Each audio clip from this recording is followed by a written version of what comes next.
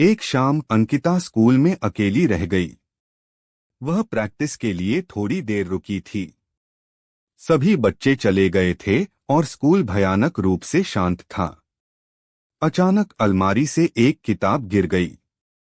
अंकिता चौंक गई।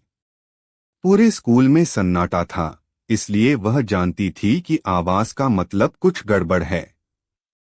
हालांकि घबराहट होने लगी, अंकिता ने हिम्मत जुटाई। वह किताब लेने के लिए अलमारी के पास गई। उसने देखा कि अलमारी थोड़ी खुली थी। उसने धीरे से उसे बंद कर दिया। अचानक अलमारी फिर से खुल गई। इस बार अंकिता ने देखा कि अंदर एक पुरानी डायरी है।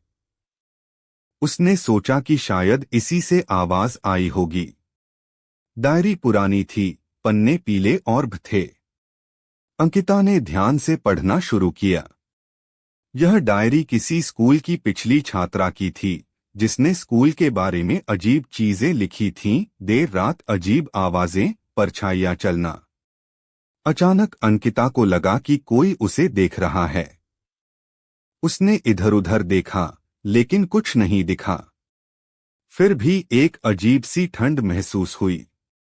घबराकर अंकिता ने फैसला किया कि उसे वहां से निकल जाना चाहिए। वह डायरी अपने साथ ले गई। बाहर निकलते समय उसने कसम खाई कि वह कभी वापस नहीं आएगी। घर पर अंकिता ने डायरी पढ़ना जारी रखा। पिछली छात्रा ने लिखा था कि एक खास कमरे में छिपी हुई कोई चीज है। अंकिता को जिज्ञासा हुई, लेकिन स्कूल वापस जाने में भी डर लग रहा था।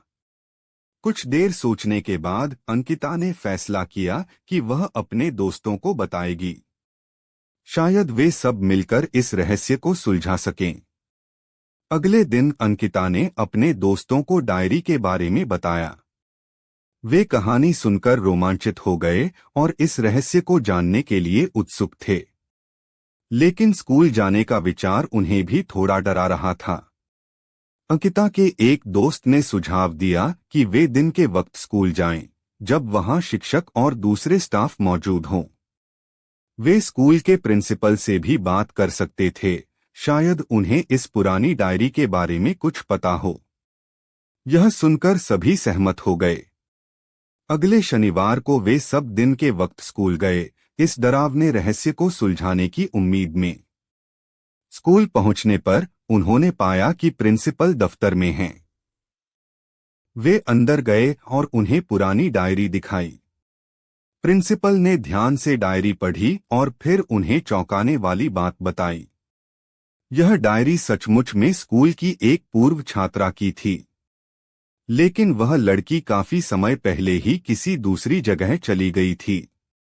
प्रिंसिपल ने उन्हें बताया कि स्कूल में कभी भी कोई अजीब घटना नहीं हुई। उन्होंने यह भी बताया कि कई साल पहले स्कूल की मरम्मत हुई थी और हो सकता है कि डायरी में लिखी चीजें उस समय की किसी गलतफहमी का नतीजा हों। अंकिता और उसके दोस्त थोड़े निराश थे कि उन्हें कोई भूत या डरावना रहस्य नहीं मिला, लेकिन उन्हें यह जानकर अच्छा लगा कि स्कूल में वास्तव में कोई खतरा नहीं था। इस अनुभव ने उन्हें कुछ चीजें सिखाईं। उन्होंने सीखा कि अकेले अंधेरी जगहों पर जाने से बचना चाहिए और किसी भी चीज को लेकर फौरन डरना नहीं चाहिए। कभी-कभी चीजें वैसे नहीं होती जैसी लगती हैं।